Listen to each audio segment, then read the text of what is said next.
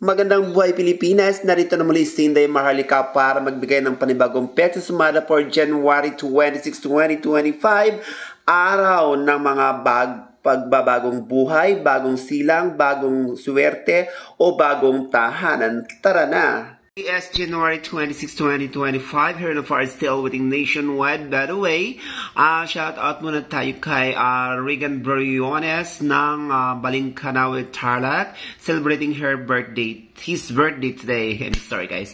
So, he's my kampari in Balingkanawe, Tarlac. Sorry.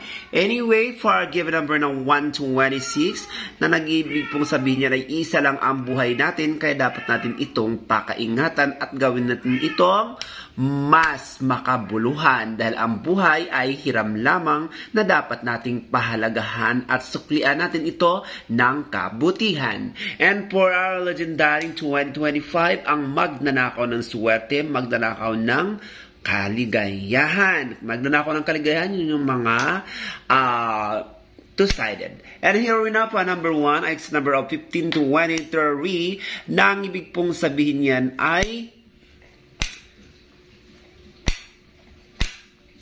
maganda sa kanyang mga mata.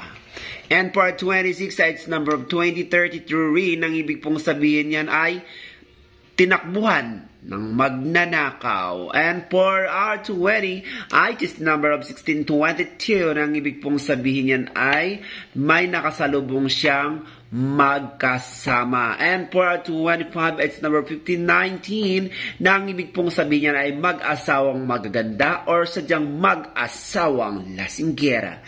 And here we now for the first lucky number for today, araw ng buhay. We have the number of 3813, and where I came from the 3813 because 15 plus 20 equals to 38 and 20 minus 30 equals to negative 13. That's why our first lucky number is number 3813, or maraming taong galit sa politiko dahil sa sobrang-sobra ng pagnanakaw sa kaban ng bayan. Lagi nating pakatandaan guys, ang number 13 ay numero ng mga politician, mapagmalaki or mapagmataas na tao sa mundo. And here we now for another lucky numbers. Of course, 16 plus 22 equals to 38 and 15 plus 19 equals to number 34. So our second lucky number is number 3834, na ang ibig pong sabihin yan ay napakaraming tao sa tahanan or sa sakyan. And of course, turn up our strongest number for today, January 26, 2025. 38 minus 30 equals to 25, and 38 minus 30 equals to number 4. Sorry, strongest number for today is number 25, 4.